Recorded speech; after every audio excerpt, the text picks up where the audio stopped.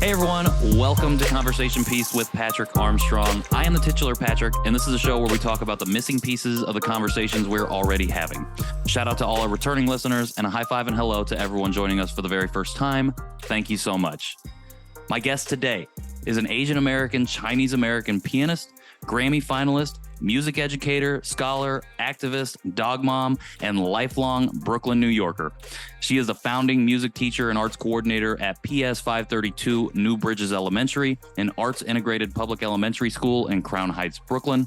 She graduated from New York University with a Bachelor of Music and Piano Performance and a Master of Arts in Music Education, and is currently a doctoral candidate in music education at Boston University. She is passionate about decolonizing, anti-bias, anti-racist, abolitionist public music education and empowering the individual and collective voices of youth through music as expression. It is an honor and my privilege to welcome Alice Tsui to the show. Hey, Alice, thanks for joining me. Hey, Patrick, I'm so honored to be here today. It is my honor to have you here. And again, it is such a privilege to be able to have this conversation with you today. Thank you so much for your time and your energy and whatever effort that you want to give to the show today.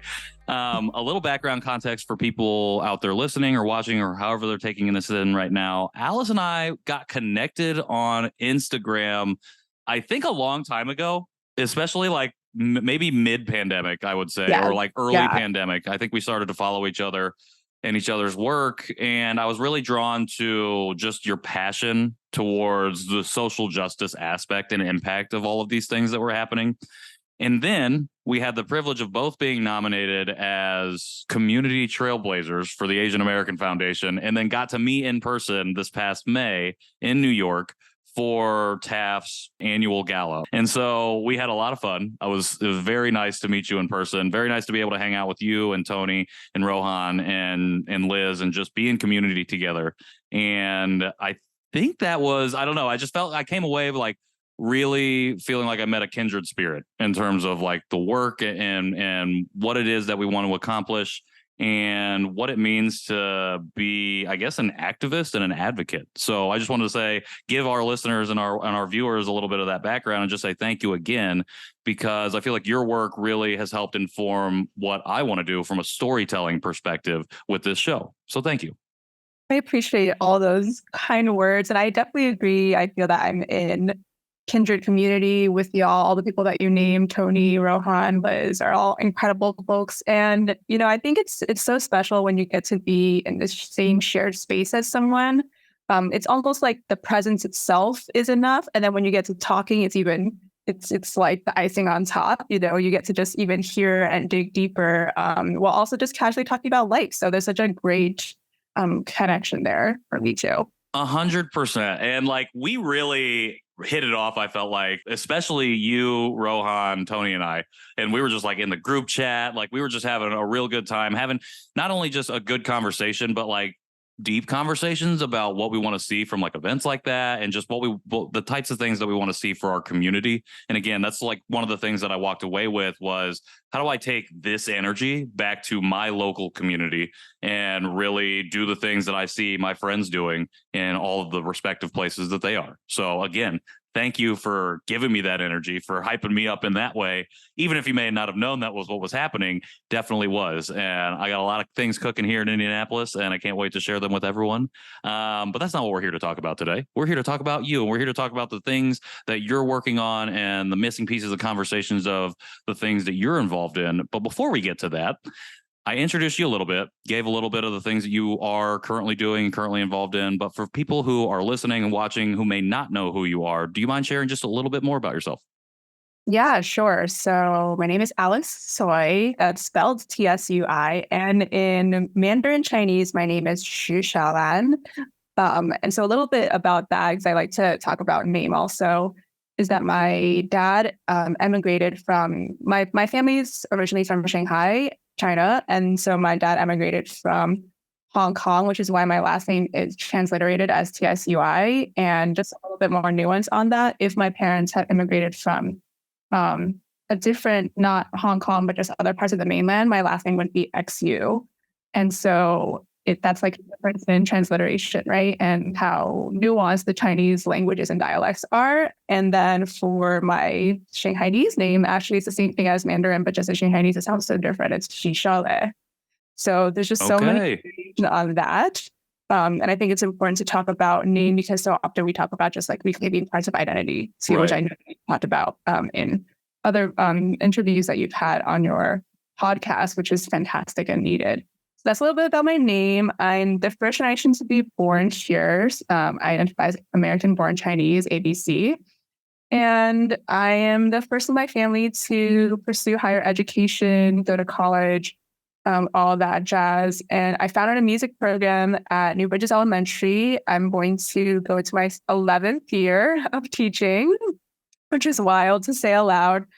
And I just love teaching. I've always known that I wanted to be a teacher and a musician. I'm a pianist. And I think, we're going to touch upon this a little bit later. But for me, over time, I've really just learned how to use my voice to speak up and to speak out for things that I believe in.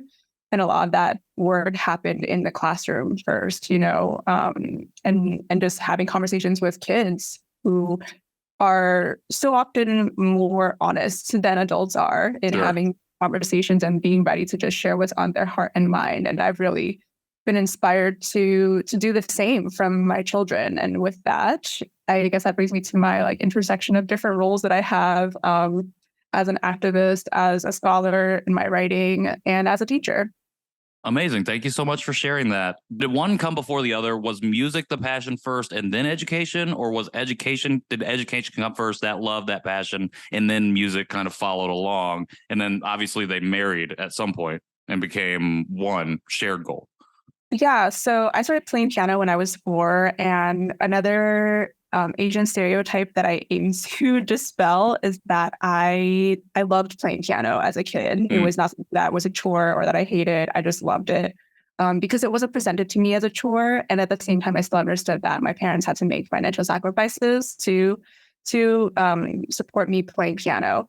So I loved playing piano as a kid. I was very lucky to have great public music educators throughout my schooling. And so I really wanted to become a music teacher when I was in 7th grade, and I had an incredible orchestra teacher, Miss Jacobs, and I was playing violin in the orchestra. And, you have teachers in life, or I hope that everyone has had a teacher in their life where they just feel valued and in a way that's communal. So it wasn't that I felt valued, but the community of students and people were valued.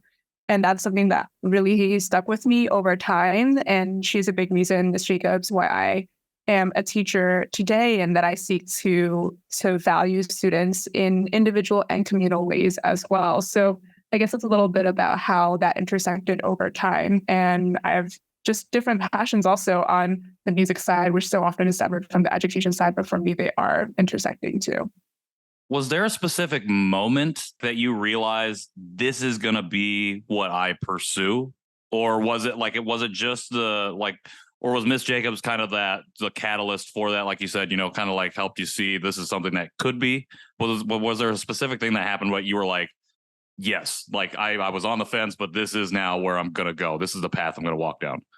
It's interesting because when I was playing piano in a solo environment can be pretty lonesome. Nothing wrong with that. I mean, I love playing solo piano still, but there's something really special about playing with a group of people. And I think she's someone who just made me realize how special that is because there really is, like, when you vibe with a whole group, you just feel it in the air with each other and the music. And I just have such fond memories. So I don't know that it was one specific moment, but just over time, the connection and relationship that she formed with each one of us was so important, I felt. And then ultimately, I think, when a teacher has such high expectations of each student, and sees their potential, I think that's really important as well. So kind of fast forward to later in college, I also had such great music professors. And I remember one of them saying, that his role as a professor, Dr. Mendez, he said that his role as a professor, as a teacher, was to see my potential and already yeah, my potential, right? Even if I don't see it. Sure. So push children or anyone rather to their potential, even when that person themselves doesn't see it. I think that that's so special to be able to do. And that's something that I seek to do too with my students, to push them to their potential, but also in ways that are caring and loving.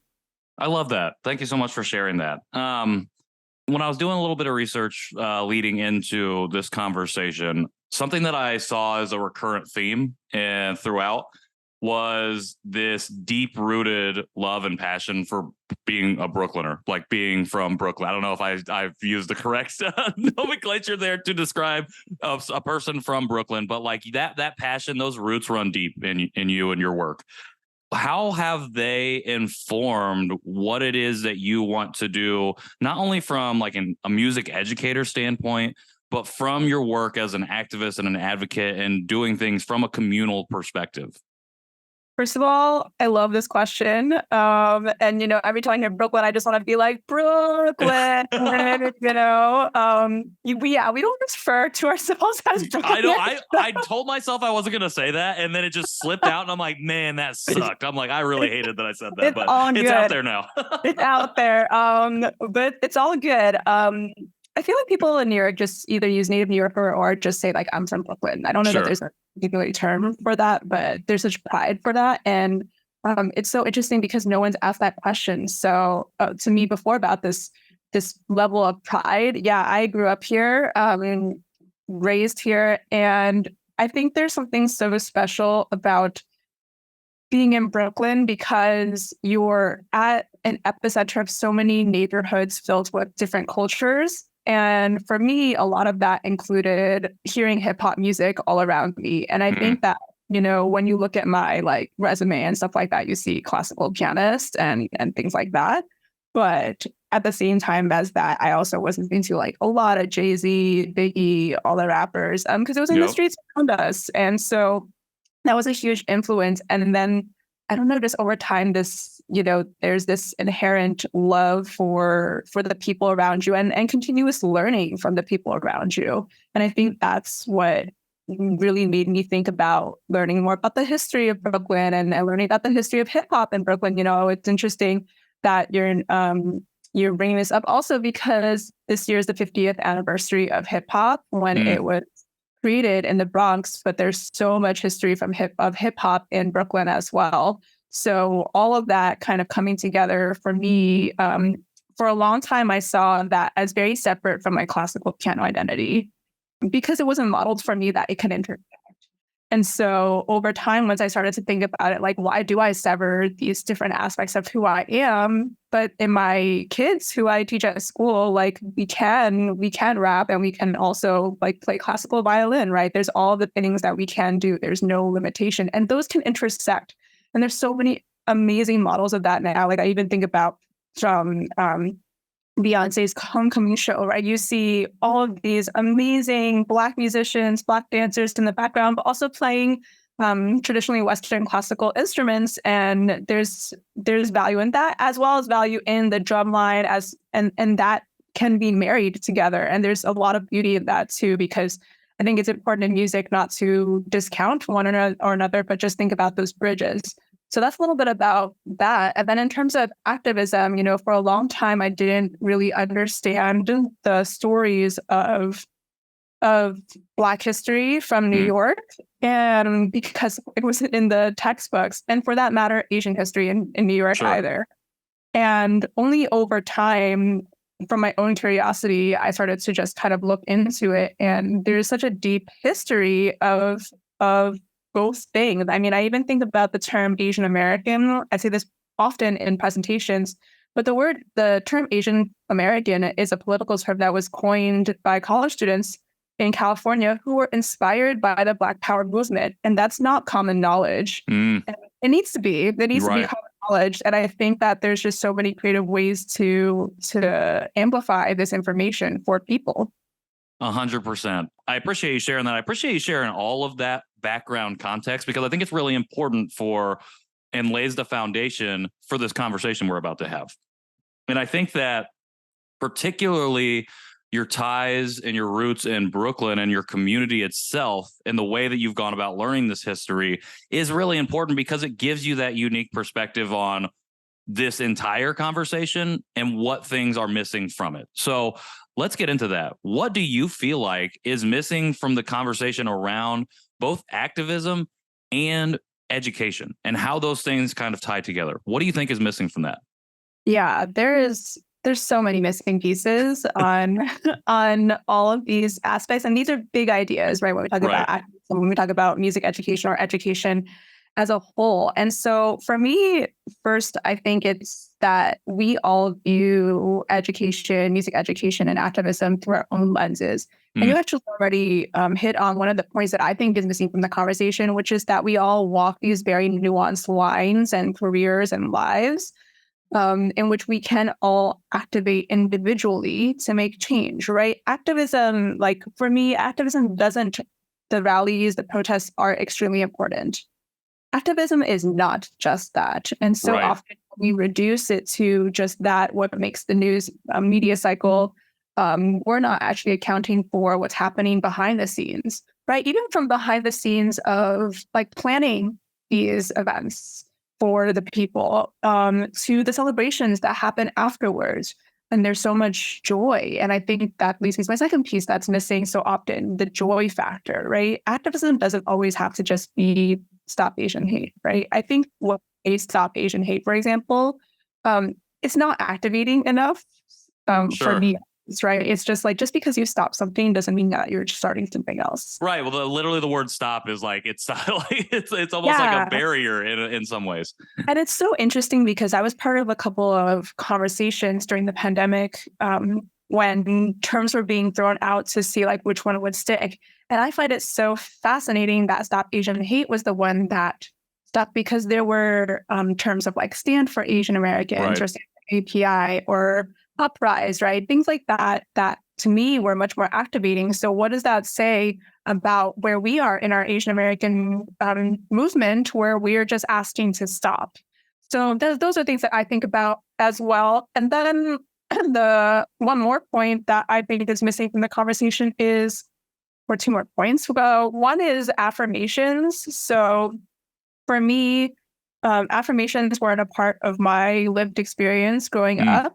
I never heard affirmations as a kid. It wasn't particularly cultural for me as a Chinese American with very traditional Chinese parents.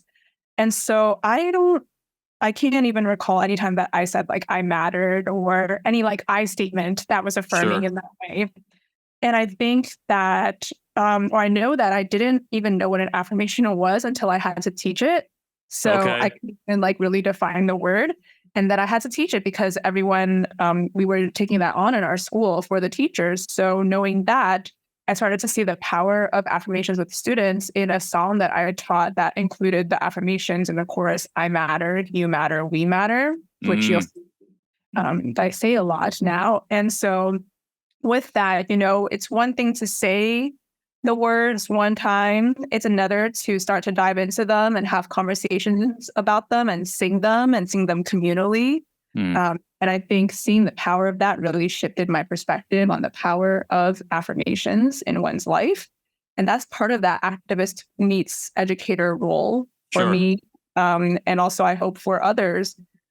And then my final thing that I think is missing from conversations is amplifying the youth. I think so often we want to make decisions for them as adults and not include them in the conversations that we seek to create change. So I even think about just different conversations on, for example, teaching API history or even teaching Black history or any ethnic studies. Like how often are we including the youth in our room from as young as 3, 4 to the college students, the grad students in our spaces, and how much say do they actually have? Sure. How much say do we want them to have? That's the real question for many power holders. So I think all of those, although they feel like separate ideas, in some way mesh together for me and my work, because I think that we have to consider all of these different voices, but also still prioritize joy in this work. Yeah, thank you so much for saying that. I love that you broke down multiple different things, and the amplifying the youth, I think, is so important. My wife would 100% agree with you on that. Like, she's like says the exact same things. Like, we need to be having them in the room to have these conversations. Otherwise, it's like you're just talking at kids, and you don't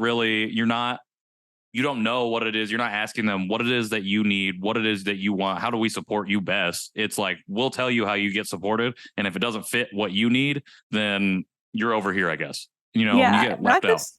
not just even in the room where like the biggest national decisions get made, but even just like in the family room, right? Right.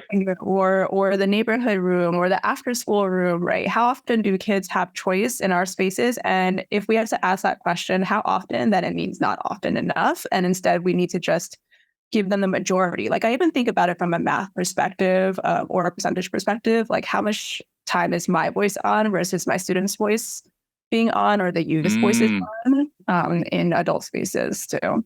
I love that. Thank you so much for naming that. You're right. It's not just those big rooms, it's all rooms. And it comes down. And again, like almost all things starts with us and what we're doing individually in our own homes, in our own communities, our friend groups, our families. What does that look like? And how does that ripple out? Because once we do it here, we can start to at least affect the changes because we're not acting performatively. We can really internalize that work and push it forward.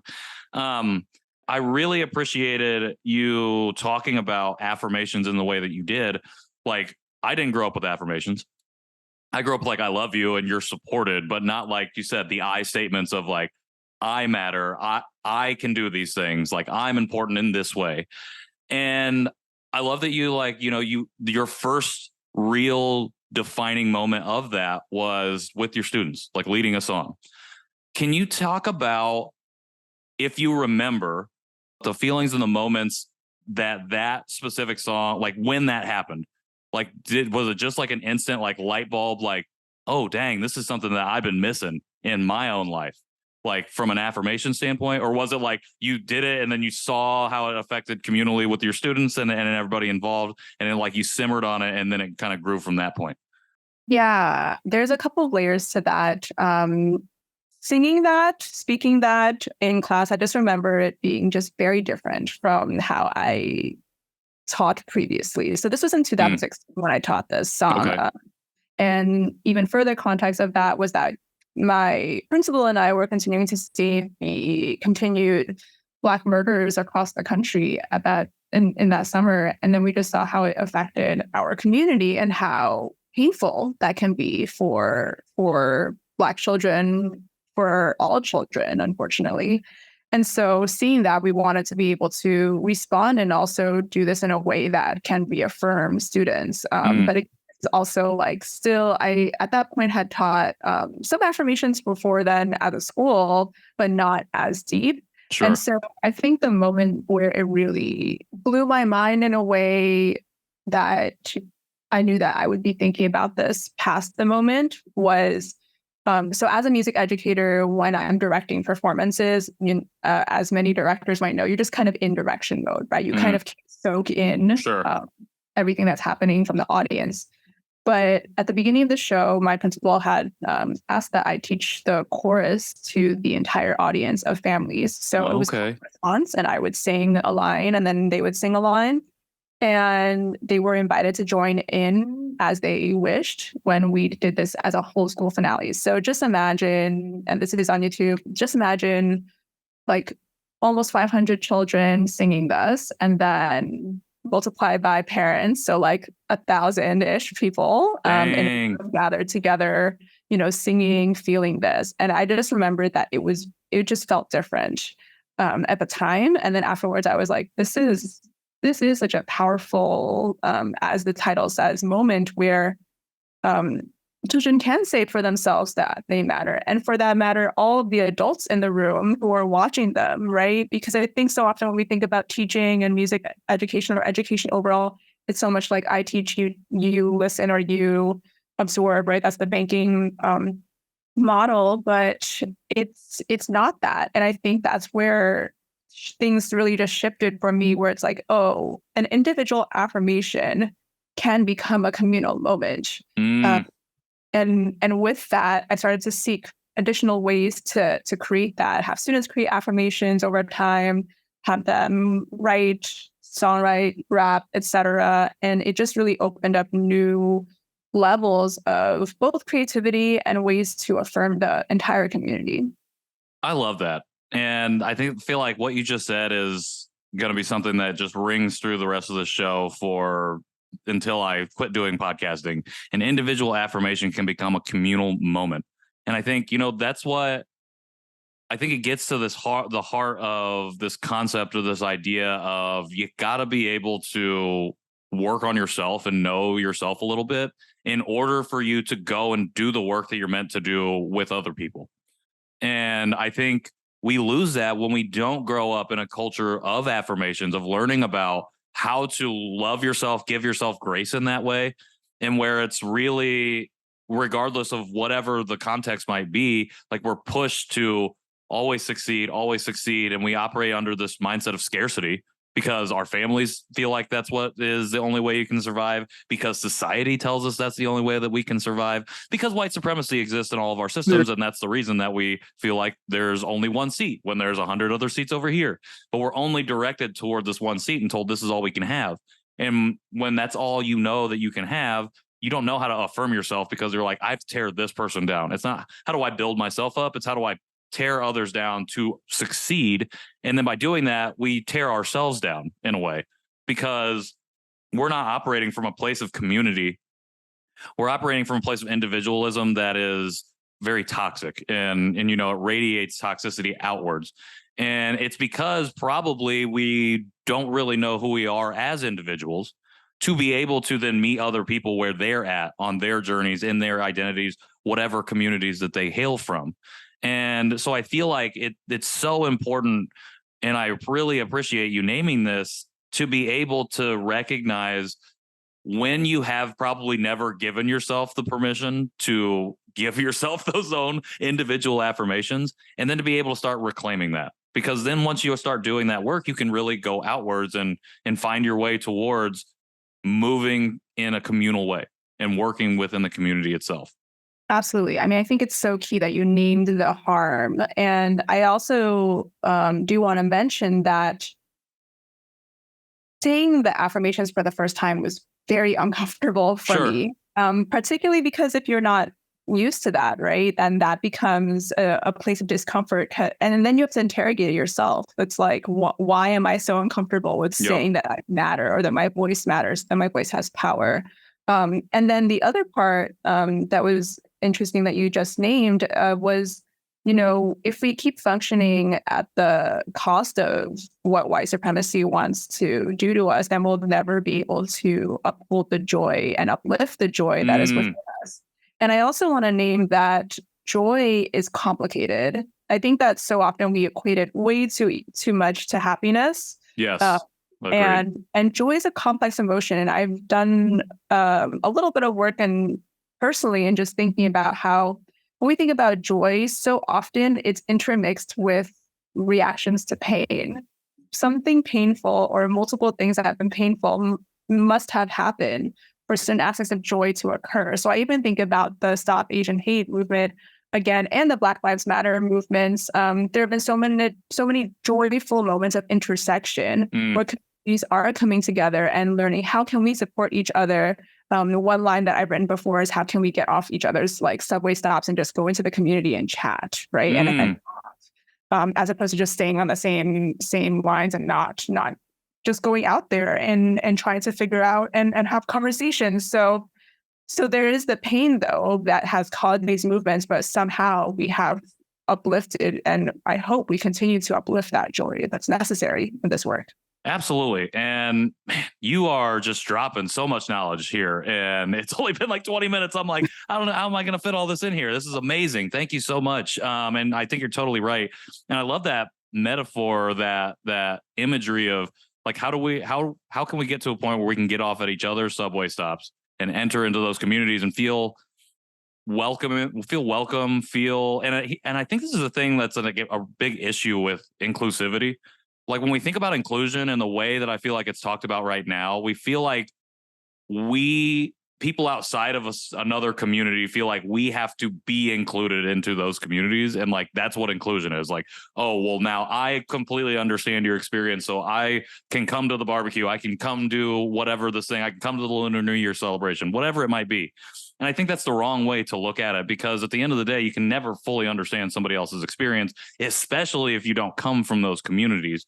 What we can do is build empathy. We can build towards an understanding, and we can get to a point where maybe you do get invited to those spaces, and also understanding that it's not your space. Like, we're being welcomed into a space, and that's okay, because that by being welcomed in, I think it gives us the opportunity to again interrogate, the different ways that white supremacy specifically and systemic racism has put up barriers to us feeling welcome or to be able to go into other communities and just exist, and exist as you. Because I think, again, with inclusion right now, it's like you move in and you feel like you take on characteristics of the communities that you want to enter into. And that's appropriation. It's not appreciation. And like, we have to move towards that appreciation. And the only way that we can do that is by, again, going back to the internal stuff, working on ourselves, knowing who we are, and then finding ways to have that work ripple outwards. How do people within education and activist spaces, those are probably two completely different spaces, but whichever one that you want to speak to right now, how do those folks focus on specifically these four things that are missing from this conversation? Yeah. First, I think that people need to talk to each other. I mean, I think that sounds so stupid. I saw that you just like spit almost your water. You're right, though. You're right. You're right. Because I say that laughing, but also very seriously, because the mistakes happen much more often when we assume, yes, and we don't have the conversation. So first, just talk to people. And by people, I mean all teachers, arts teachers in particular, and their experiences, music teachers, and then of course our children and activists, right? And it's interesting that you named even that education activism can feel very separate, but there are so many aspects of each broad category, I suppose, that do intersect, because we do need education and activism, and in education and in activism, we're always educating as well. So there's that overlap. I think that another part that we can consider in terms of our communities and how to empower people within our community is to have intergenerational conversations. That's the piece that is so often missing. How often is the 4-year-old speaking to the teacher who has taught who was retired, actually, for that matter, and continuing to shift their perspectives. And I think, a great model of this for me, I just attended the first ever API music education gathering in America and Canada. And it's just, first of all, wild to say that out loud, right? First ever. Sure. But so many of the conversations happened over communal gatherings of food and making food. And I think that there's so many ways that we can have conversations that isn't just on Zoom, isn't just like the DMs on social media, right, but just like at the table eating, very literally, because it is so cultural to just kind of dive deep in that. And also like, yeah, how do you make this food? We had such great conversations there. And I think that really was just a reminder that conversations don't have to occur in what I feel white supremacy has declared are the conversation spaces. Yes. So it doesn't have to happen in the conference room. It's important that it happens there, but sometimes I even think about the conferences I attend. So often the best conversations I have are over like the lunch break, the tea break. Yes. So those are a few things that I've been thinking. And then in terms of education as a status quo, I think, and the status quo of education, and you just mentioned inclusion and belonging, two very tricky words in America right now, which is very hard to grapple with for so many educators. I think that when we think about the intersection of education and activism, we have to think about the ways that we can kind of work the system to our own, for ourselves. In ways, is it like, well, I'm going to subvert and it's going to be super loud, because that might not be you. I Right. think that's really important to know yourself and know, like, okay, if I'm a quiet subverter, like by subverting, you're already being loud in that way, by reading a book that isn't supposed to be read and doing it only in the 5 minutes that your administration is not going to come in. I'm not saying necessarily break the law, but I'm saying think about the ways that you can activate and just get people to question. I think that's the other part. People are Mm, very scared to question the status quo, and being able to build those skills in all people is really important. And because you don't have to arrive at a product after you right. question.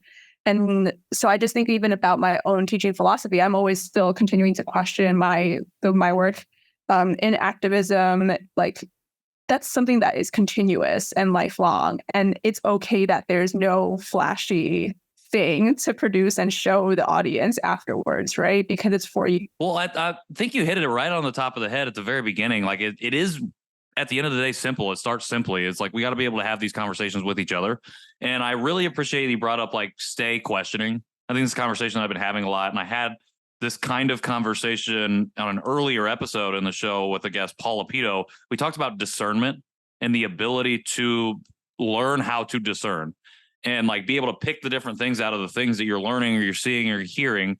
Because at the end of the day, again, we've talked about white supremacy a lot, but like we grow up in these systems and we learn what they want us to learn, what it wants us to know, which is, for all intents and purposes, not a full telling or recounting of history or things that have been happening, nor does it educate us on the ways and give us the tools to be able to discern when things are not equitable for other people. Like that's a huge skill that a lot of us lack or are in development right now. And I don't think that there ever is, like you said, a finished product, but an ongoing piece of work is to be able to understand and pick out when, oh, that's doesn't seem right. Like there's something off here that we need to be thinking a little bit more critically about. Well, yeah, and celebrate when it is right too. Yeah, 100%. and not just like, bypassing it, because it's so easy in American society to just bypass the good news, right? Even just think about like the 9 o'clock, 10 o'clock news, whatever happens, like how many minutes would one have to wait until you get to like the positivity and the good that's happening in the world, if it even makes it. So there's so much 100%. inherent good within each of us that we can do. And it happens on the daily. And it's important to find your people too, who are the people who are doing this good and wanting to affect good in the world. Absolutely. You're right again. Like it happens on the daily. And that's the thing. We feel like it's only happened like, oh, the once a week, there's something good happens that we can like point to. And it's like, well, we just have to find it. Like it's there and it is happening all the time around us. We just have to start learning to see and hear and feel and smell and whatever it is, taste that joy like that's happening in the world. You talked about how activism and education overlap a lot. Like there are like they might be two separate bubbles, but there are a lot of things that find that middle in the Venn diagram that cause that overlap. I would say maybe then we just talked about assuming, but I'm going to assume that activism kind of overlap with literally everything in a similar way.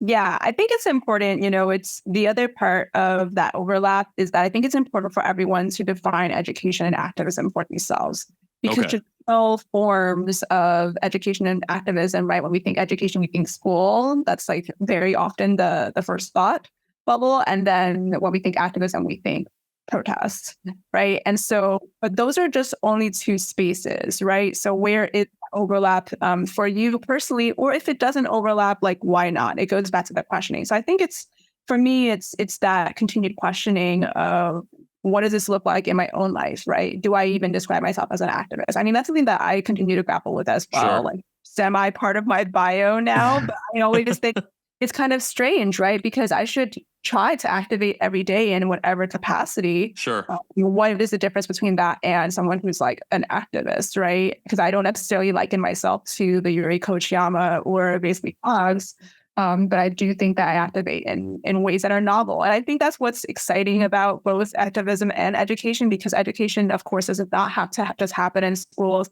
And to bring it back to the arts, for me, I think there are ways to subvert traditional systems of or even traditional ways of thinking about social justice through the arts, right? How much of art is included in the work of education and activism that is needed. I think about all the music that is created, all the music that continues to be created, right? We can't just keep saying that protest music is from the 60s. Like that is just, it's not that it's not relevant. It's just, that's a long time ago now, right? So we can recognize that history, but there's been so much music that has been created and continues to be created. Like I even think about for Asian American activism of Jason Chu and Alan Z's album, that Face Value, I believe, that includes just so much history, but through Asian American rap and hip hop, and incredible and such so valuable from them to We Belong by Magnetic North and their release in 2021. And so this music out there exists for people to listen to. And that's like the other part of it for me. Musically, music is such a timestamp of what's happening in the world.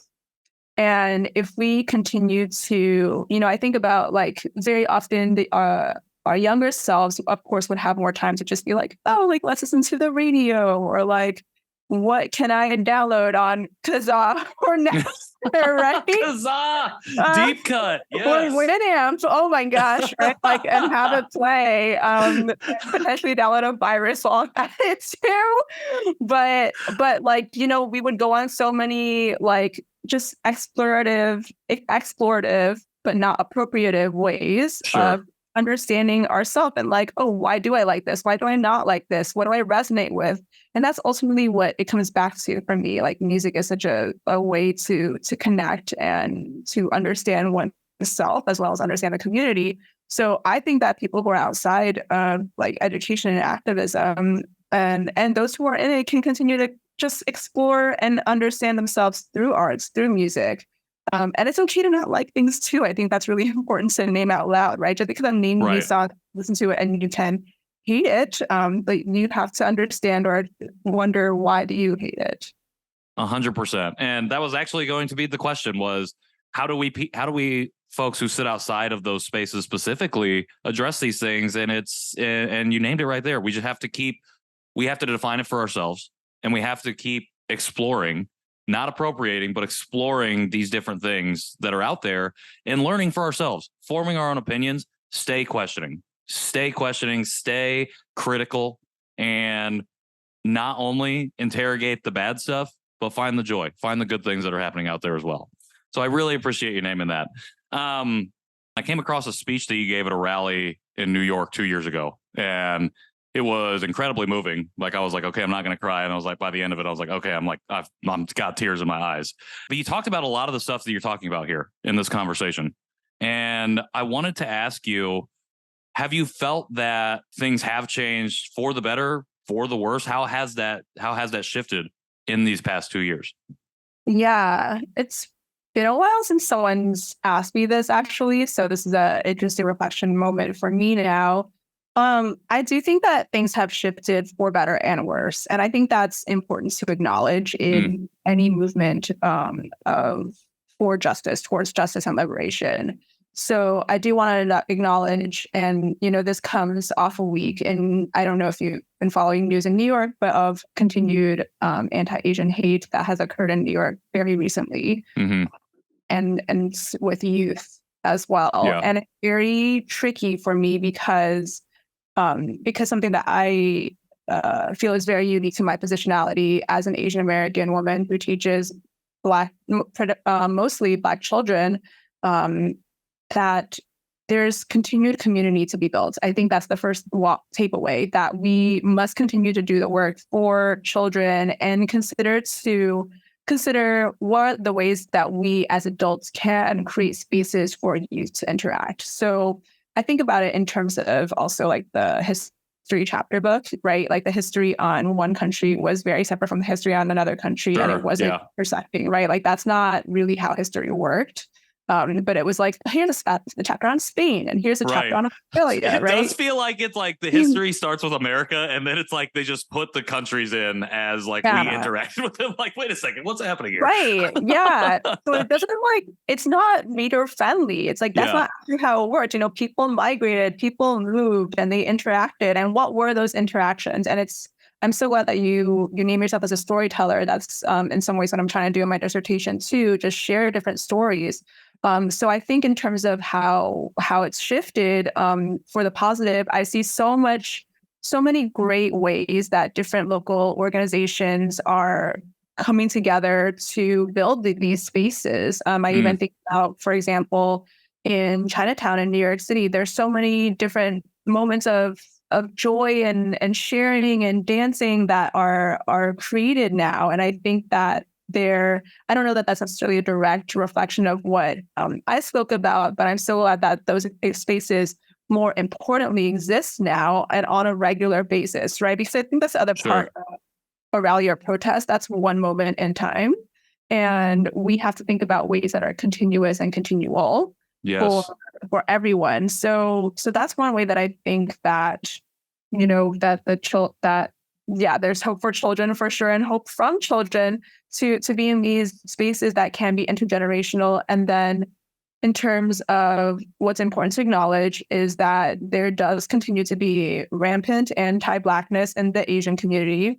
And I say that as an Asian American woman, that we must continue to have the conversations with our own communities.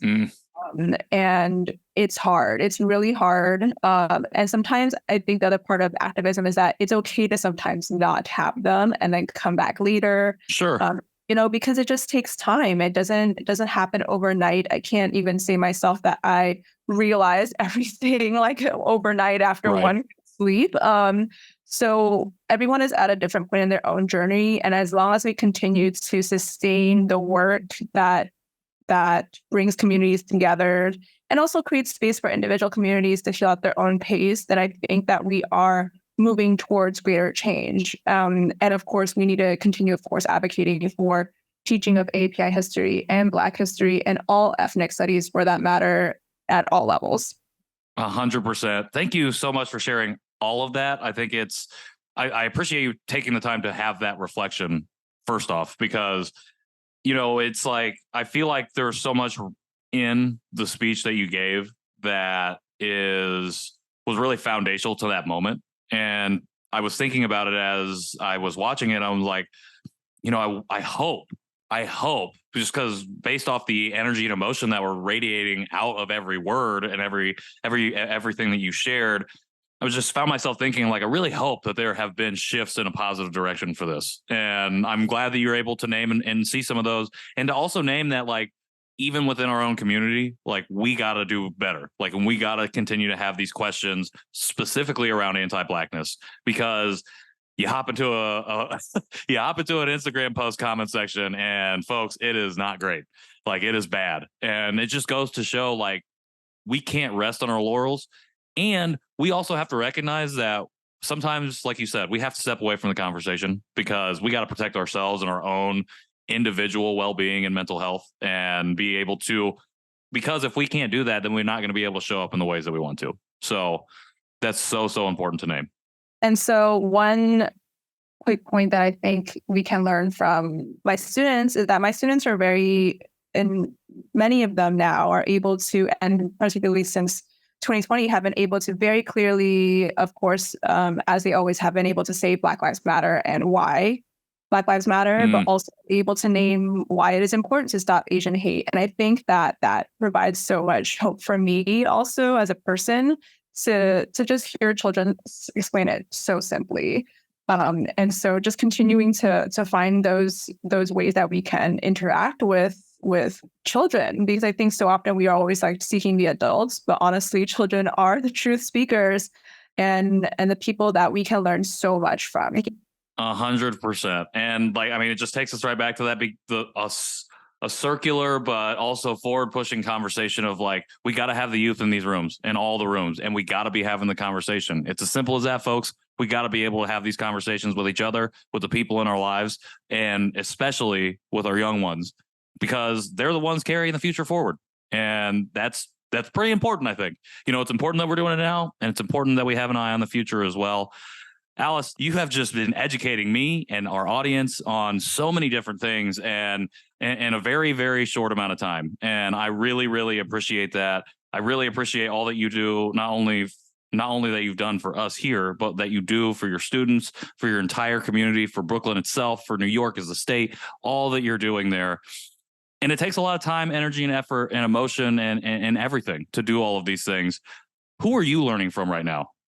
I am learning from Dr. Bettina Love, and I just want to read her definition of abolitionist teaching, which we won't go into today, but I feel that you will find this very riveting, I hope. So she writes, abolitionist teaching is working in solidarity with communities of color while drawing on the imagination, creativity, refusal, remembering, visionary thinking, healing, rebellious spirit, boldness, determination, and subversiveness of abolitionists to eradicate injustice in and out of schools. And another excerpt is, art is a home place. Abolitionist teaching is dependent on art for resistance, for remembering, for joy, for love, for healing, and for humanity. So if you haven't heard of Dr. Bettina Love, please read, listen, do everything with her. She's just truly incredible. And she has a new book called Punished for Dreaming, and that's coming out in this fall. And she writes a lot about just empowering folks and while still centering joy, and also about freedom dreaming and how schools so often can be oppressive complexes for children, and how we must, as people, just subvert and center the joy in our children. So that's one person. And then another person who I wonder if this is someone that has come up for you, Patrick, is Dr. Jenny Wang, who runs the Instagram account Asians for Mental Health. And I've been able to interact with her on a couple of different mediums at this point. We've spoken at podcasts a couple of months ago. And I wanted to share one of her latest posts. As a child of immigrants, you may have normalized exhaustion and struggle as a necessary part of a valued life. And yet you might also resent others who seem to live with ease and freedom that you could never imagine accessing for yourself. Your sacrifice of mind and body does not necessarily prove how much you care. It may only show others how little you value yourself and how little you believe you deserve from others. As a martyr, we gain the pride of being able to do it all, often all alone, but we lose greatly in terms of peace, ease, connection, and joy. Putting yourself last does not teach others to value more. It gives them permission to continue putting you last. And that's a really punchy one for me, because I think that it hits on so many points, including the importance of valuing and putting yourself first. Her book, Permission to Come Home, has so many gems. And so I continue to learn from both of these incredible women in the field, and who are doing work that I think is innovative and revolutionary in ways that just hasn't been modeled for me before in my personal and professional life. And I think that as long as we continue to seek the innovators in our communities, we will continue to grow ourselves. Seek the innovators in our community so we can continue to grow ourselves. You were the one dropping gems. You were dropping gems all over this interview, and I really, really appreciate it. Listeners, we will have Dr. Love and Dr. Wang's work all linked in the show notes, so you'll be able to get all of the things that they have to offer. And Alice, I really appreciate you sharing those things from both of them, because I think it is just so important to recognize that it's okay to put yourself first, and also that it's okay to like you said, do the work of subversion, because we live in this society that is constantly forcing us into one box or another. And we have to be able to figure out and learn and develop the tools to resist that. So that way we can create the spaces that don't necessarily have the walls or the barriers to what it is that we really want, which at the end of the day is freedom for all of us, for everybody, and equitable freedom at that. Not just one person getting it on top of another person. It's the fact that we can lift everyone up together. And Dr. Jenny shared something on Instagram Live once about wanting to not just be the best for herself, but be the best so everybody can, like, everybody else has the opportunity to be the best. And that's something that she shared that's always stuck with me, is like, I want to do good at what I do so other people have the opportunity to do so. And like you said, we grew up without models for a lot of this stuff. And we're really lucky right now. We're really privileged to find folks like Dr. Love and like Dr. Wang who are doing the work to model what some of these things are that we could have used 20 years ago, but now we got them now. And like, luckily, and like what you're doing as an educator, especially for young children, like, is so important because we're able to now model that for the folks who are coming up behind us and who are going to carry the torch forward as we move forward in this world. And so really, really appreciate that. Again, all of that stuff will be linked in the show notes for everybody listening right now. Alice, thank you so much for your time. One final question. How does our audience support you moving forward? This is the hardest question of all because I can keep talking about, everything else, but how can I be supported? Well, I'm on Instagram at Music with Miss Alice, and I would just love your continued support for my students in whichever way, whether it is through the shares of their joy and what they create. I think it's so important. I share that I'm an amplifier of Beauty's voice because my goal is just to hold the microphone to what they do. And so I hope that you can amplify their voices. And then for me, I think me personally, I think, if listening to this has really resonated with you, feel free to share that with me.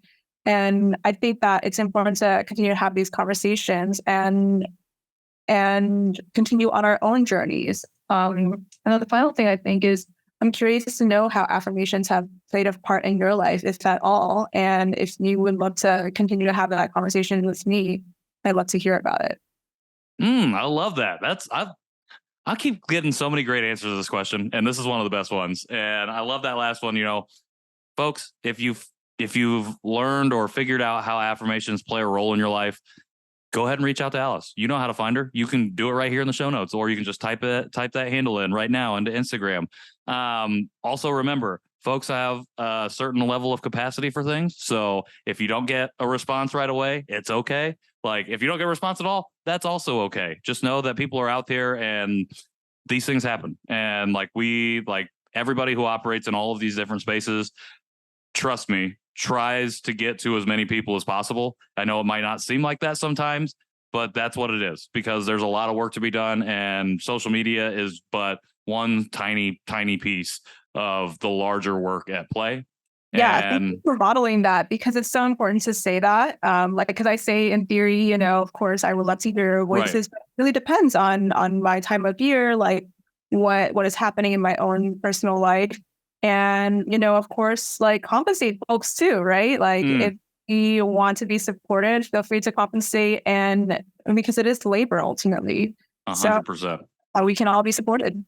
100%. You heard it here, folks. We can all be supported. And it's not just it's not just like, oh, here's a couple dollars. Like, it's the purpose behind why you're compensating and supporting. Like, because we don't have a history of being compensated in that way for the work and the labor that's put in to do all of these things, to have all of these conversations, because it is labor. It is work. And everybody who's doing it out here deserves to be fairly compensated and equitably compensated for that exact work. Like, we're seeing it right now with the WGA, the Writers Guild, and SAG-AFTRA. Like, that's exactly what they're fighting for, is equitable pay. And like we keep saying it, and we keep saying it on this show, like, we live in a white supremacist society that makes us feel like we can only have the scraps that are available because it's scarce out here. And it's not true. It's not true, folks. And right now we're doing the work to make sure that we can live in a society that honors and respects us in the way that we need to be. So, Alice, thank you so much for this education, for the privilege of your story, of your time, and of all of the knowledge that you've shared with us here today. It has been, again, an honor and a privilege for me to be able to have you, a friend, and somebody that I look up to in this community and in this work, come on here and share all of this with me in this audience. So thank you so much. Thank you, Patrick. Absolutely. Everybody else, you know what it is. You can find everything that we talked about right here in the show notes. You can also find us on Instagram if you'd like, at Conversation Podpiece. If you do feel inclined to leave a rating or review on whatever it is that you're watching or listening to this on right now, we would greatly appreciate that. And if you're interested in supporting this show in any way in the future, feel free to hop in our DMs or visit our website, conversationpiecePod.com. Until next time, I'm Patrick Armstrong, and this has been Conversation Piece. Thanks, Alice.